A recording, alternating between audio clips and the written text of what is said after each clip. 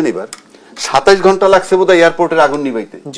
হ্যাঁ, 27 ঘন্টা যদি আগুন নিভাইতে লাগে, ওই কি বলে ফায়ার ফাইটিং সিস্টেম না গেলেও 27 ঘন্টা নিভে যেত। কারণ সব পুড়ে যাওয়ার পর, সব যখন পুড়ে যাবে আর জ্বলবে কি?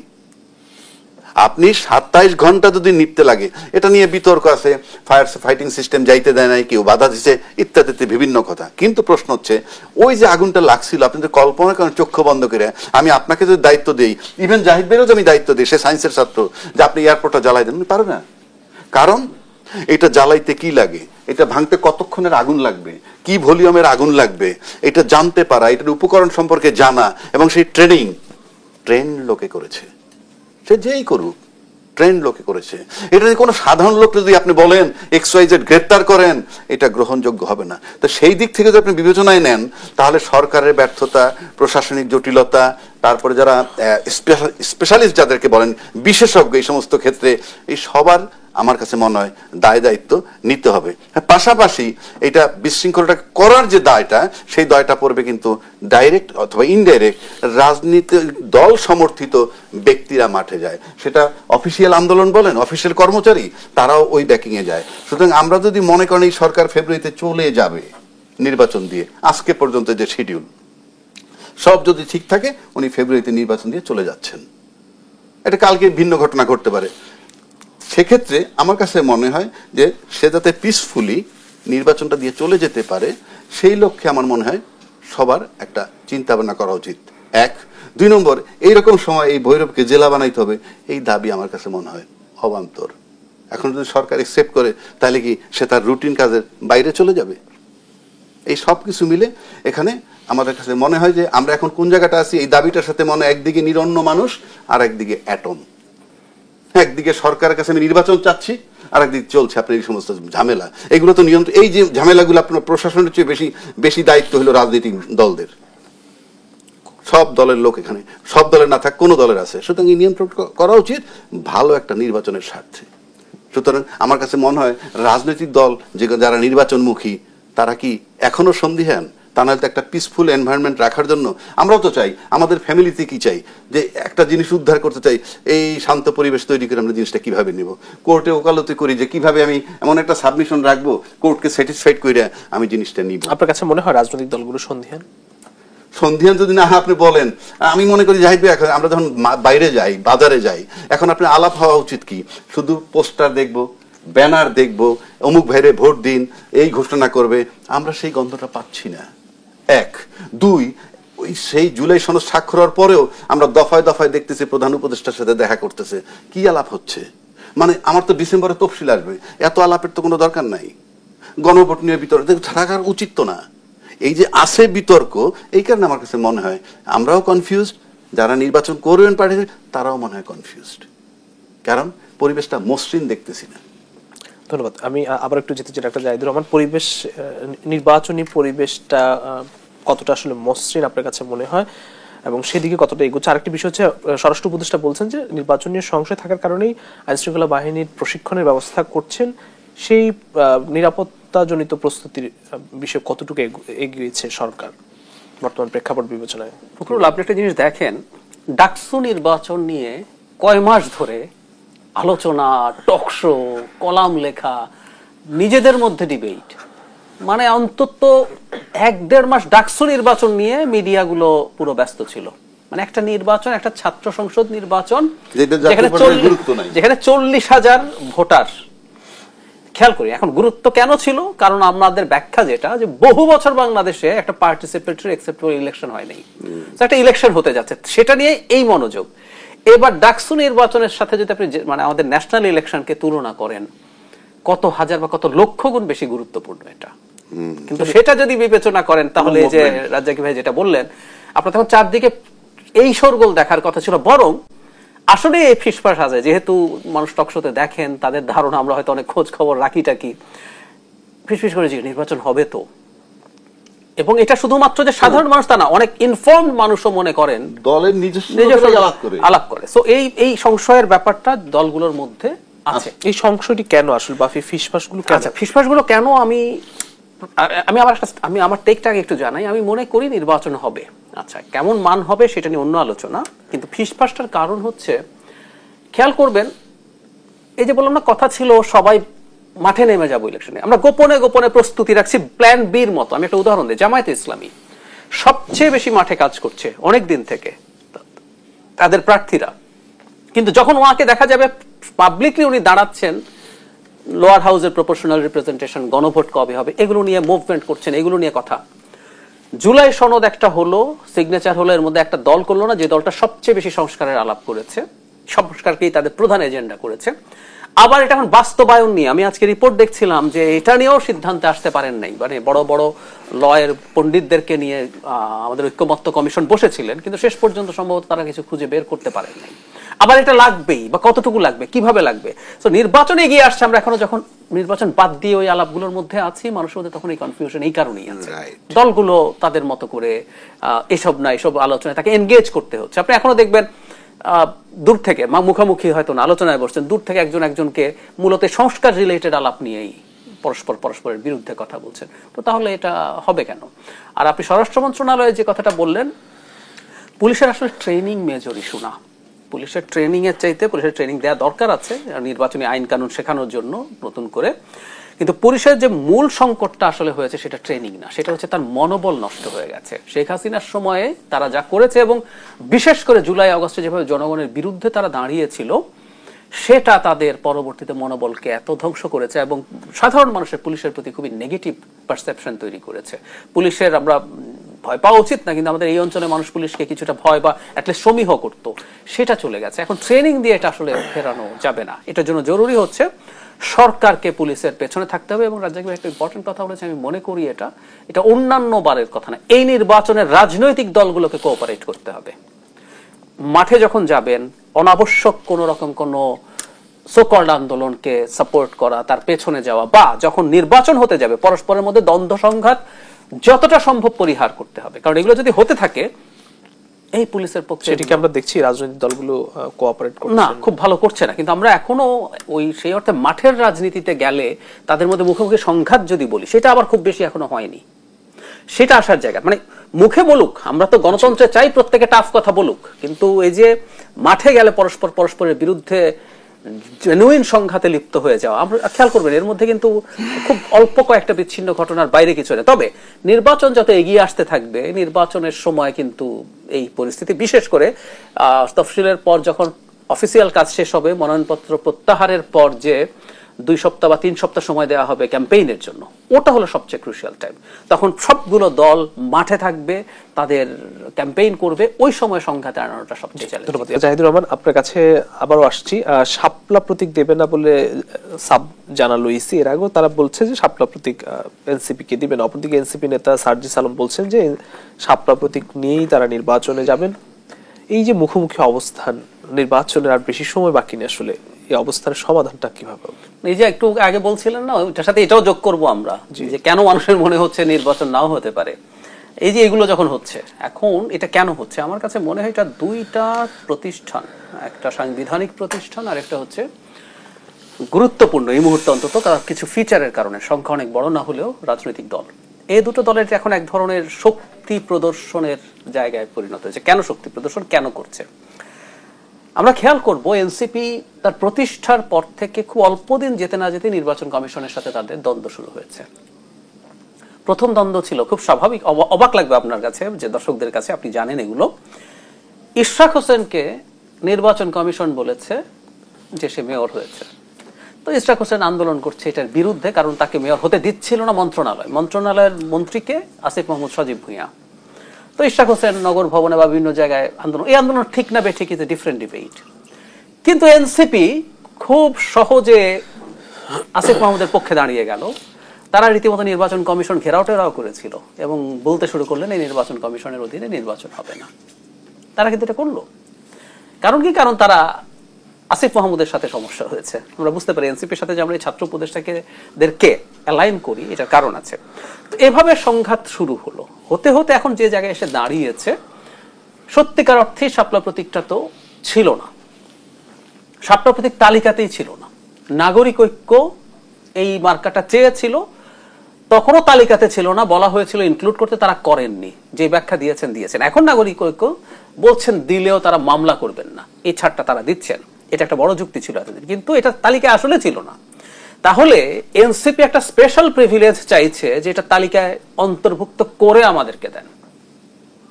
মানে এখন যতগুলো দল রেজিস্ট্রেশন পেল প্রত্যেকে তালিকা থেকে তাদের মার্কা খুঁজে নিয়েছে, কিন্তু এনসিপি দিতে হবে।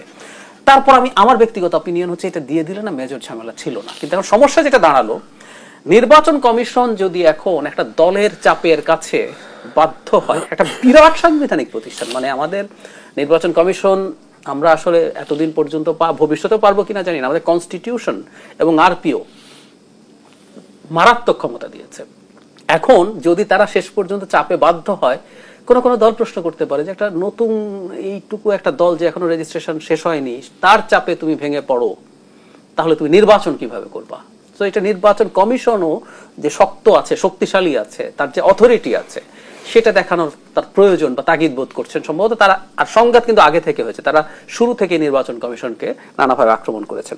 আবার এনসিপি চাইছে, প্রথম কথা হচ্ছে শাপলা প্রতীকটা মানুষের কাছে খুব সহজে পৌঁছবে, এটা ফ্যাক্ট। জাতীয় প্রতীকের অংশ বলছেন তারা। আমি যে কেউকে চ্যালেঞ্জ করতে পারি, আপনি যদি জিজ্ঞেস করেন জাতীয় প্রতীকে কি আছে, মানুষ শাপলাই মনে রাখতে পারবে, আর কিছু মনে রাখতে পারে না। ওটার সাথে ধানের ইয়ে আছে, পাটের পাতা আছে, স্টার আছে, ওটা আসলে মানুষ বলতে পারে না। একটা মানুষ যতবার কয়েন নেয় ততবার সে কয়েন ছোটবেলা থেকে যতবার দেখে সে কিন্তু জাতীয় প্রতীক দেখে। তো শাপলা মার্কা হিসেবে খুবই সহজে কমিউনিকেট করতে পারবে, এটা ঠিক আছে। কিন্তু তারা আসলে একটা বিজয় নিয়ে যেতে চান যে আমরা নির্বাচন কমিশনকে শেষ পর্যন্ত আমাদের দাবি মানিয়ে তারপর আমরা নির্বাচনে গেছি। নির্বাচনের আগে এই বিজয়গুলো আসলে জনগণকে কানেক্ট করতে সাহায্য করবে। মানে এই পরিস্থিতির উত্তরণটা আসলে কিভাবে হবে? আমি ওই যে দিনের শেষে তাই, যখন কোনো পক্ষই থাকবেন না তাদের অবস্থা, এখন এনসিপি এটা ছাড়া নির্বাচনে যাব না এই জায়গায় যদি খুবই স্ট্রংলি থেকে যান, তাহলে হয়তো নির্বাচন কমিশন এই জায়গা থেকে সরে আসতে পারেন। জি, আমি এই বিষয়টি নিয়ে অ্যাডভোকেট আবু হেনা রাজ্জাককে আপনার কাছেও প্রশ্ন রাখতে চাই যে আসলে যে এনসিপি এবং ইসির যে মুখোমুখি অবস্থান একটি প্রতীক নিয়ে, এইটা আসলে নিরসন হবে কবে? আচ্ছা, প্রথম প্রতিক্রিয়াটা নিয়ে বলি, তারপরে একটু ইলাবোরেটলি জাহিদ ভাইয়ের সাথে কোঅপারেট করতে চেষ্টা করব, আর যদি ভিন্ন মত থাকে সেটাও। আমি যেমন শাপলা ফুল, আমরা তো চাই কি যে সুরাহাটা কইরা সামনে আগাইতে, এটা তো একটা প্রবলেম। এটা একটা প্রবলেম কি, শাপলা না দিলে নির্বাচন করব না কিংবা করতে দিব না, এমন কথাও আসছে।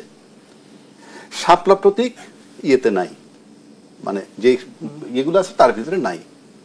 এখন আপনি যদি স্বাভাবিক, আমি কিন্তু এটা কোনো পক্ষপাতিত্ব করব না, যদি নির্বাচন কমিশন মনে করে with the consent of chief adviser even, ঠিক আছে এটা ইনক্লুড করে দিয়ে দাও, হয় কি? আপনি যদি ভালোভাবে চিন্তা করেন তেমন কিন্তু কিছু না। এখন প্রশ্ন হচ্ছে, এরা যদি আবার রিজিড থাকে যে আমাকে না দিলে আমি করব না, তাহলে কি কোনো আন্ডারস্ট্যান্ডিং আছে? আমি যদি জটিলতা কমাইতে চাই, জটিলতা কমানোর জন্য ইসি যদি ছাড় দেয় কিছু আসে যায় না, আমি কথার কথা বলছি। আর যদি আপনি নির্বাচনের নিয়ম কানুনে আসেন, তাইলে এই শাপলা চাওয়াটা একান্তই বেআইনি। সেটা হইল এই যে নির্বাচন কমিশন যে প্রতীকগুলো দিবে তার ভিতর থেকে তোমাকে নিতে হবে, বাধ্যতামূলক। কেন?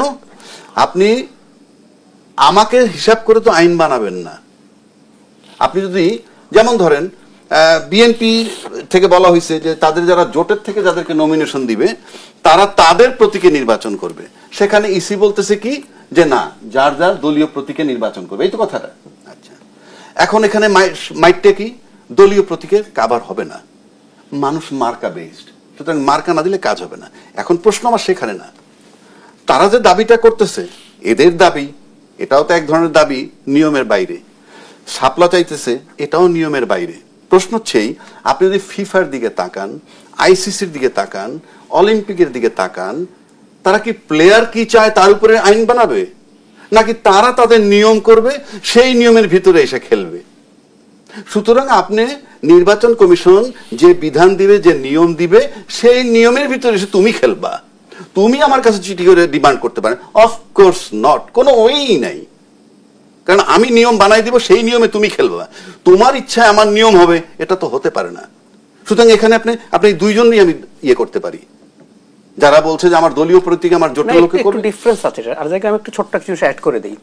বিএনপি যে দাবি এখন করছে, এখানে একটু ডিফারেন্সটা হলো এই কারণে, এটা কিন্তু আরপিও সংশোধন করে এবারে নিয়ম করা হলো। ঠিক আছে, এর আগে কিন্তু ওটাই ছিল, মার্কা নিতে পারতো। এমনকি আওয়ামী লীগের নৌকা নিয়ে রাশেদ খান মেনন, হাসানুল হক ইনুর মতো মানুষ তো নির্বাচন করেছে, এটা আগে ছিল। ঠিক আছে, এটা নিয়মে পড়ে না। উনি যেটা বলছেন এবার করছি, যেমন ধরেন অন্তর্বর্তীকালীন সরকার, তাকে এখন বলা হচ্ছে 3 মাস 3.5 মাস পরে চলে যাবে। এখন বলা হচ্ছে যে ওনার যাতে তত্ত্বাবধায়ক সরকার আদলে হয়, মানে আদলে থাকবেন এবং সেই মোতাবেক একটা নির্বাচন করে দিবেন।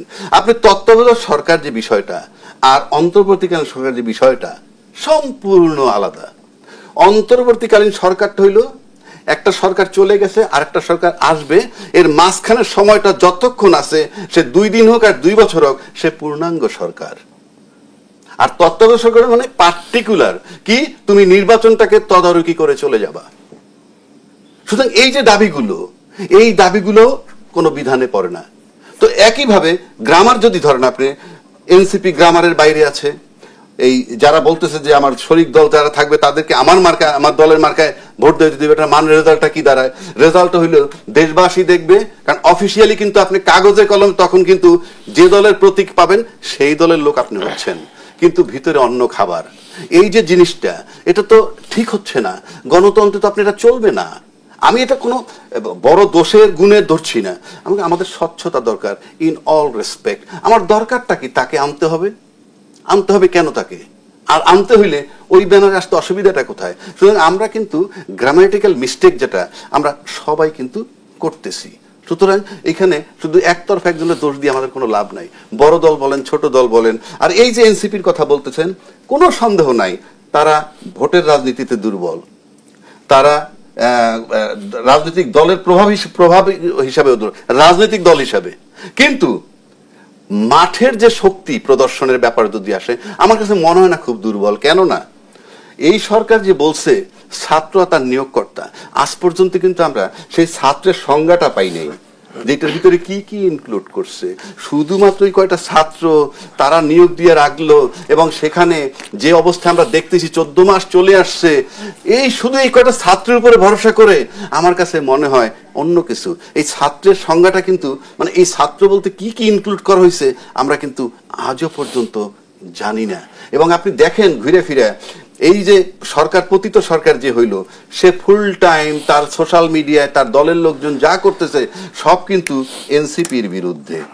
কিন্তু আপনি অন্য বড় যে দলগুলো আছে যারা নির্বাচন করলে ক্ষমতায় যাবে, আর অন্য দল 10টা সিট নিয়ে গেল বিরোধী দলে যাবে, আপনি সোশ্যাল মিডিয়া খুলে দেখেন যে সেই পতিত সরকারের পক্ষ থেকে এদের বিরুদ্ধে কিন্তু আমরা তেমন কিছু দেখি না। সুতরাং বহু কিছু কোশ্চেন মার্ক, যেটা আমার কাছে খুবই বেদনাদায়ক। আরেকটা কথা বলে দিই, নির্বাচনটা নিয়ে যেটা জাহিদ ভাই বললো, আমিও সন্দিহান।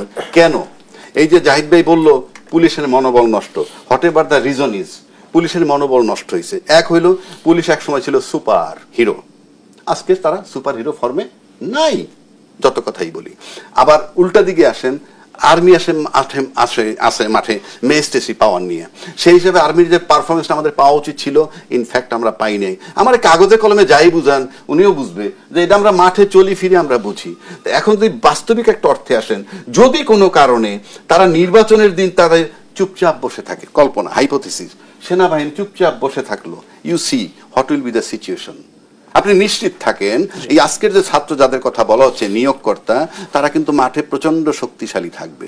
সুতরাং নির্বাচন যেটা করতে যাচ্ছেন, সেক্ষেত্রে রিকভারি অফ মনোবল, যদি উইল ফোর্স যেটাকে বলা হয়, এটা রিকভারি খুব জরুরি। সেটা সেনাবাহিনীর ক্ষেত্রে, পুলিশের ক্ষেত্রে, অন্যান্য সংস্থার ক্ষেত্রে সবার মনোবল রিকভার না করলে আপনি নির্বাচন নিয়ে এই যতক্ষণ বললাম নির্বাচনের পথ অমসৃণ থেকে যাবে। আমি আসবো, আমি আবারও একটু ডাক্তার জাহিদুর রহমান আপনার কাছে ভিন্ন একটি প্রসঙ্গ নিয়ে যেতে চাই, খুবই ইন্টারেস্টিং। ঢাকা বিশ্ববিদ্যালয়ে আমরা লক্ষ্য করলাম যে হকারদের সরিয়ে দেওয়া হচ্ছে, এটাকে আসলে আপনি কিভাবে দেখেন? নানা মিশ্র প্রতিক্রিয়া রয়েছে এটি নিয়ে। খুবই জরুরি। এর মধ্যে একটা জিনিস একটু অ্যাড্রেস করতে চাই। বিএনপি যে বলেছে কেয়ারটেকারের দায়িত্ব বা ভূমিকা নিতে, এটা আসলে ভুল কিছু বলেনি। ভুল কেন বলেনি, মানে ইন্টারিম সরকার এটা ঠিক আছে, কিন্তু গণতান্ত্রিক দেশগুলো, যে ধরুন ভারতে তো ওদের কোনো কেয়ারটেকার সরকার নেই। ওদের যে সরকার নির্বাচিত সেই ক্ষমতায় থাকে, নির্বাচন কমিশন নির্বাচন করে। কিন্তু যখন নির্বাচন ঘনিয়ে আসে ফর 3 or 4 months, ওদের এটা যে সরকারটা আছে সেটা এই কেয়ারটেকারের মতো রোল। কেয়ারটেকার বলতে যেটা বোঝায় সেটা হচ্ছে সরকার কোনো পলিসি ডিসিশন নেবে না। ভারতের সরকার কোনো পলিসি ডিসিশন নেয় না, কোনো প্রকল্প নতুন করে উদ্বোধন করে না, কোনো প্রকল্প শেষ হয়েছে সেটারও উদ্বোধন করতে পারবে না। আমি একটা জিনিস যোগ করি, ভারতের নির্বাচন কমিশনের বিরুদ্ধে 2014-তেও অভিযোগ হয়েছে, বিশেষ করে 19-এর নির্বাচনের আগে এই অভিযোগ হয়েছে নরেন্দ্র মোদী একটা প্রকল্প সে উদ্বোধন করবে এই জন্য সম্ভবত যে তাদের তফসিলও পিছিয়ে দিয়েছে, এই অভিযোগ করা হয়েছে। তার মানে হচ্ছে ওই সরকারগুলো, একই সরকার থাকে, সে সরকার সাইজ একটু ছোট হয়, সে রুটিন কাজ করে, সে নির্বাচনকে ফোকাস করে। সো এটা নিয়ম, এটা ট্রেন্ড আছে। সো আমাদের এই ইন্টারিমকে সে কেয়ারটেকারের মোড নিতে বলায় প্রবলেম কিছু নাই। ঢাকা ইউনিভার্সিটির কথা যদি বলি, মানে খুবই মর্মান্তিক কতগুলো ঘটনা ঘটছে, কিন্তু ভিডিও ছড়িয়ে পড়ছে। ধরুন একজন বৃদ্ধ মানুষ, উনি বাদাম ভেজে বিক্রি করছেন ওখানে, ডাকসুর একজন সদস্য, সাথে আরো লোকজন আছেন, এবং এখন তো প্রচুর মোবাইল নিয়ে আমাদের ইন্ডিপেন্ডেন্ট জার্নালিস্টরা আছেন, সিটিজেন জার্নালিস্টরা আছেন।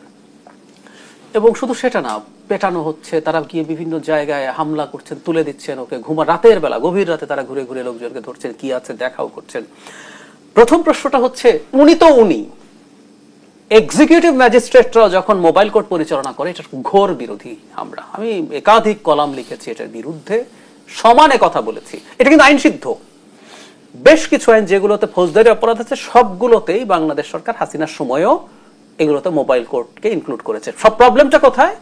এটা এক্সক্লুসিভলি আমাদের আর্টিকেল 22 অফ কনস্টিটিউশন, যেখানে বিচার বিভাগকে পৃথক করার কথা বলা হয়েছে, এবং আমাদের মাজহারুল হোসেন মামলার রায় আছে 1999-এ। So it's unconstitutional. এজন্য আমি বলেছি এভাবে, ওই যে রোকনুদ্দৌলা ছিলেন এক সময়, পরে সারওয়ার আলম ছিলেন, মানুষ খুব পছন্দ করে, তারা গিয়ে ওকে ধরে, তারে ধরে, এই জরিমানা করে, মানুষ মনে করে খুবই ওরা হিরো হয়ে গেলেন। আমরা তার মোবাইল কোর্ট পছন্দ করি না, যেটা লিগাল। আমি আবারও বলছি, আপনি এক্সিকিউটিভ, আপনার বিচার করার ক্ষমতা নাই। আমাদের দেশ যদি গোল্লায়ও যায়, এক্সিকিউটিভ বিচার করবে না। এটা হলো ফান্ডামেন্টাল অফ এ স্টেট, একটা গণতান্ত্রিক স্টেটের বেসিক এটা। সেটাই আমরা সমর্থন করি না। উনি কি ক্ষমতা বলে এই কাজগুলো করছেন? একজন সম্পাদকের একটা মন্তব্য ফেসবুকে, সেটা আবার ছড়িয়ে পড়েছে, ওনারা ছাত্রদের ভোটের বলে নাকি এই ক্ষমতা অর্জন করেছেন। আমি খুব দুঃখিত যে আমাদের ঢাকা ইউনিভার্সিটিতে কারা পড়ছেন এবং কারা এখন নির্বাচিত হচ্ছেন। এখানে যদি সমস্যা, কাগজে কলমে ধরে নিলাম, আমি পরে আরেকটু বলবো, যদি সমস্যা থাকে তাদের কাজ হচ্ছে এগুলো নিয়ে ভার্সিটির প্রশাসনের সাথে বসা, প্রশাসন তার জায়গায় যার দায়িত্ব আছে, প্রয়োজনে এখানে পুলিশি অ্যাকশন হতে পারে যদি তারা প্রয়োজন মনে করেন। সবকিছু এই আইনের ফ্রেমওয়ার্কের মধ্যে দিয়ে হবে, তার কোন রকম কোনো ক্ষমতা এখানে নাই, ফুল স্টপ। নাম্বার 2, ওই এলাকায় মাদক নিয়ে কঠোর হওয়া দরকার আছে, প্রশাসনের উচিত সেটা নিয়ে সতর্ক হওয়া। কিন্তু ধরুন ভ্রাম্যমান বিভিন্ন হকার ব্যবসা করেন, তো সারা দেশে, সারা ঢাকায় সব জায়গায় ভ্রাম্যমান থাকবে, ঢাকা ভার্সিটিতে থাকবে না কেন? এটা একটা পাবলিক ইউনিভার্সিটি, কারো পৈতৃক সম্পত্তি না। কিন্তু আমাদের প্রত্যেকে, এটা যে বাদাম বিক্রি করেন যে ভদ্রলোক, তাকে যে তুলে দিলেন, তারও ভ্যাটের টাকা আছে। অত্যন্ত তুচ্ছ জিনিস কেনার সময় তারা ভ্যাট দেন, সেই টাকাও এখানে আসছে। তো ওখানে কেন এটা তুলে দিতে হবে? বাংলাদেশের কোনো জায়গা থেকে বিকল্প ব্যবস্থা না করে কোনো এই ধরনের ব্যবসায়ী পেটে লাথি মারার কথা বলি, পেটে লাথি মারা আমি কোনোভাবে, এমনকি ভার্সিটি কর্তৃপক্ষ যদি সেই স্টেপ নিতে যায়, সেটার বিরুদ্ধে দাঁড়াবো। সেই জায়গায় তারা যা করছেন, এটা এখন না, তারা হলে এই কাজ করেছিলেন, ওটা ধরছেন, সেটা ধরছেন, খাবার এই প্রবলেম আছে, ওইটা না কেন জরিমানা করছেন। খুবই দুঃখজনক। আমাদের সর্বোচ্চ বিদ্যাপীঠের ছাত্রদের যদি বেসিক আন্ডারস্ট্যান্ডিং না থাকে, দ্যাটস ফ্রাস্ট্রেটিং। হাততালি কেউ দেন হয়তো, এটা কিন্তু একটা মেজর সংকট, আমাদের বুঝতে হবে।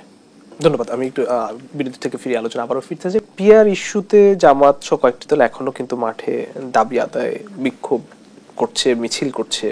অন্যদিকে নির্বাচনের যে ঘোষণা, সেটিও কিন্তু খুব ঘনিয়ে আসছে।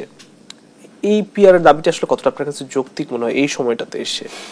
এটা তাদের কৌশল, এটা যৌক্তিক অযৌক্তিক মানে ওনারা চাইছেন এটা আমি মনে করি না। ওনারা এটা মিন করছেন হলে ভালো, কিন্তু ওনাদের তো ধরুন আমরা একটা জিনিস যখন পরিবারেও বাবার কাছে এটা চাইতে যাই, ওটা আমরা জানি এটা চাইছি কিন্তু এটা পাবো না, তার চেয়ে একটু কম কিছু যদি নিয়ে আসা যায়, তো সেই ধরনের ব্যাপার তারাও নিজেরাও এটা মনে করেন না যে তারা পাবেন। এটা ফ্যাক্ট, লোয়ার হাউসে যদি পিআর হয় তাদের সিট বেশি হবে, কিন্তু এটার প্রবলেম নিয়ে আমরা প্রচুর আলাপ আলোচনা করেছি, ওটা নিয়ে আর কথা বলতে চাই না। কিন্তু তারা সম্ভবত এটাকে দিয়ে প্রাসঙ্গিক থাকতে চাইছেন, তারা চাপ রাখতে চাইছেন বিএনপির ওপরে, যদি বিএনপি অন্তত আপার হাউসে পিআরটা মেনে নেয়। খেয়াল করবেন এই নির্বাচন কিভাবে হয় এটা কিন্তু তারা বুঝে গেছেন। সেটা হলো তাদের বিভিন্ন কনস্টিটিউয়েন্সিতে তাদের প্রার্থীরা সবচেয়ে আগে থেকে এখন ঘরে ঘরে, মানে বহু জায়গায় তাদের সব ঘর কভার করা হয়ে গেছে। আমি একজন ক্যান্ডিডেট জামাতের টকশোতে এসছেন, তাকে জিজ্ঞেস করছিলাম যে তাদের ক্যাম্পেইনটা কি, এবং আমি পরে কিছু খোঁজও নিলাম আরো। তাদের ক্যাম্পেইনটা কি এরকম যে তারা পিআর বোঝাচ্ছেন, ঠিক আছে নির্বাচন পিআরও হতে পারে, এটাও হতে পারে, এটা হলে এটা, ওটা হলে সেটা, এরকম কিছু কিনা? না, তারা মূলত একেবারেই প্রায় পুরো সময় ফার্স্ট পাস দ্য পোস্টে যেটা হয়, পিআরে তো আপনি একটা কনস্টিটিউয়েন্সির প্রার্থী এরকম না, আপনি তখন সেখানে শুধু মার্কাকে ক্যাম্পেইন করবেন না, তারা ব্যক্তিকেই আসলে সেল করার চেষ্টা করছেন। দল তো বটেই, সাথে আমি, কারণ আমাদের ফার্স্ট পাস দ্য পোস্টে আমরা দলের সাথে সাথে একজন ব্যক্তিকেও নির্বাচিত করি। সো তারা কিন্তু মূলত এই কাজটা করে যাচ্ছেন। সেই কারণে আমি মনে করি নির্বাচন ওদিকেই যাবেন, তারা এই দাবি থেকে আস্তে আস্তে সরে যাবেন। এই দাবিটা আস্তে, এখনই দেখবেন কিছুদিন আগে আমার মনে হয় ইসলামী আন্দোলনের আমির এরকম বলেছেন যে তারা এটা চেয়েছেন, এটা ভালো হবে মনে করছেন, যে শক্ত অবস্থান ছিল সেটা থেকে আস্তে আস্তে সরে আসছেন, সরে আসবেন। তারা তাদের রাজনীতি, মাঠে একটু রাজনীতি রাখতে হয়, তাতে সবাইকে একত্রে রাখা যায়। তারা সম্ভবত নভেম্বরে গণভোট, এরপর ওটাকে সিরিয়াসলি ধরে রাখবেন। কিন্তু সবকিছুই আসলে মূলত নির্বাচনের আগে নিজের শক্তি প্রদর্শন, নির্বাচনের আগে আমি আমার মতো করে সব করতে পারছি, এটা জনগণকে দেখাতে চাই, এর বেশি কিছু না। ধন্যবাদ অ্যাডভোকেট আবু রাজ্জাককে। আপনাকে শেষ করতে চাই, আপনিও কি জনাব ডক্টর জাহিদুর রহমানের সঙ্গে একমত কিনা পিআর ইস্যু? সেটা আমি বলছি, পিআর ইস্যু আমি বলছি একটু। তার আগে জাহিদের সাথে বিনয়ের সাথে একটু কথা বলি। এই যে কথাটা বলা হয়েছিল যে অন্তর্বর্তী সরকার যাকে নাকি ইয়ের আদলে চলতে বলাটা, এটা কোনোদিন সম্ভব না একে দিয়া। কেন সম্ভব না? আপনি তো জব্বারকে কুদ্দুস নাম বানিয়ে ফেললেই উনি কুদ্দুস হয়ে যাবেন না। এভিডেভিট করে ধর্মান্তরিত হইলে সে কিন্তু ওই ধর্মটা একসেপ্ট করে কিনা সন্দেহ আছে। ওইগুলো প্রয়োজনে করে কথার কথা ডকুমেন্টারি যে আমি এই ধর্মান্তরিত হইলাম, আমার ভিতরে কি। আপনি 14 মাস পরাই সেইটা কথা বললে এটা আপনি এখানে পাবেন না, এবং কোনো অধিকারও নাই। অন্তর্বর্তীকালীন সরকার একটা পূর্ণাঙ্গ সরকার, হোয়াট এভার দ্য ডিসিশন তিনি নিতে পারবেন। 2 নম্বর আসেন একটা কথা বলি, যেমন ওই ইউনিভার্সিটি ক্যাম্পাসের কথা বলছে। ইউনিভার্সিটি ক্যাম্পাসে দীর্ঘদিন পরে এই কাজেই প্রথম হইল। বাংলাদেশের কোথাও এইরকম যে স্থাপনাগুলা ফ্রি অফ কস্ট বসে নাই। এটার নেপথ্যে থাকে চাঁদা, এটার নেপথ্যে থাকে আয়। আয় যেই করুক সেখানে আমি যাচ্ছি না। এটাকে সরানোর মানে কিন্তু আয়ের উৎস বন্ধ হচ্ছে, এবং এই আয়টা কিন্তু যারা ক্ষমতায় থাকে তারাই নেয়, সেটা তারা বিসর্জন দিচ্ছে। পাশাপাশি মাদকের কথা আসছে। এটা যদি এখান থেকে উচ্ছেদ করা হয় মাদকও থাকবে না। কিন্তু আপনি চাঁদা বন্ধ না করে একটি হকার কিন্তু আয় করছেন তার জীবিকা। আমি ওইখানে যাচ্ছি না। হকার আয় করছে, হকার তো ফ্রি অফ কস্ট না। হকারকে জিজ্ঞেস করেন, সে চাঁদা দিয়েই চলতো। কিন্তু চাঁদা বন্ধ করেন, ঠিক আছে, চাঁদা বন্ধ করবে কে? আপনি তো এখানে মাদকের বিষয় আসতেছে 1। 2 নম্বর অবৈধ স্থাপনা সব আপনি শান্তিপূর্ণভাবে করেন, সেটা ঠিক আছে। আর লাস্টলি, যেহেতু সময় নেই বলে দিচ্ছি, পিআর পদ্ধতির যে কথাটা বলছে যে জামাত একটা বার্গেনিং চাপের জন্য, আমি জাহিদ বেটি ধরে নিলাম চাপের জন্য। আর এটাও এডমিটেড যে পিআর পদ্ধতি দিলে জামাত সিট পাবে বেশি, এবং কেউ তার দলের স্বার্থে এগুলা বলে। রাষ্ট্রের স্বার্থ কিনা সেটা পরের প্রশ্ন। কিন্তু জামাত যদি এই পিআর পদ্ধতির দাবি থেকে সরে যায়, সরে গিয়ে যদি আসন ভাগাভাগি করে, জাহিদ ভাই যেটা বললো, আমিও যদি সেটা দেখি, আমি নিশ্চিত করে বলতে পারি জামাত রাজনৈতিকভাবে এই দেশবাসীর কাছে ক্ষতিগ্রস্ত হবে। কারণ এটা ওপেন আমরা বলতেছি যে you are doing this things for bargaining, এবং আলটিমেটলি যদি সে করে তাইলে সে রাজনৈতিকভাবে ক্ষতিগ্রস্ত হবে। এটা গেল একটা। 2 নম্বর, পিআর পদ্ধতি বাংলাদেশের জন্য গ্রহণযোগ্য না, এই কথাটা এ পর্যন্ত কোনো দল বলেনি। জামাত বলেনি যে পিআর পদ্ধতি এই কারণে দেশের জন্য ভালো। আর যারা পিআর পদ্ধতি চায় না তারাও কিন্তু সিনা উঁচু করে বলতে পারে নাই যে পিআর পদ্ধতি এই দেশ এবং জনগণের জন্য এইভাবে ক্ষতিকর। এটা তো টক শো বা বিভিন্ন কিছু সেটা ক্ষতিকর হলো কারা? সরকার ক্ষতিকর হয়, সরকার দুর্বল হয়, সরকার সরে যায়। সরকার সরে যাওয়া আর রাষ্ট্র আর জনগণের ক্ষতি হওয়া এক নয়। সে কারণে বলতেছি এটার ব্যাখ্যাটা তাদের ক্লিয়ার করা উচিত। সর্বোপরি কেউ মানতে পারে না মানতে পারে, আপনি পিআরের পক্ষে, আমি পিআরের পক্ষ বিপক্ষে কিন্তু বলছি না, আমি বলছি ব্যাখ্যা দিচ্ছি। আর তৃতীয় কথা চূড়ান্ত করে বলে দিচ্ছি, পিআর পদ্ধতি নির্বাচন যদি বাংলাদেশে হয়, হবে কি হবে না আমার জানা নাই, বা আমি এটা নিয়ে আমার লড়াই করার কোনো শখ নাই। বাট আমি নিশ্চিত করে বলতে পারি বাংলাদেশে কোনোদিন স্বৈরাচার পয়দা হবে না যদি পিআর নির্বাচন হয়। আপনিও পিআর চাচ্ছেন? আমি পিআর চাচ্ছি কি, আমি তো ব্যাখ্যা দিচ্ছি। 2 নম্বর আসেন, স্বৈরাচার পয়দা হবে না। 2, এই পিআর পদ্ধতি নির্বাচনে সংসদীয় সংস্কার করা ইজি হবে, একে অপরকে চাপ দিয়ে। আর সংসদীয় সংস্কার যদি আপনি করতে পারেন, গোটা দেশের যেখানে 12 মাস ধরে আমরা এই সংস্কার করতে পারিনি, সেই সংস্কারগুলো অটো হয়ে যাবে এবং সেই দিকে আমরা আগাবো।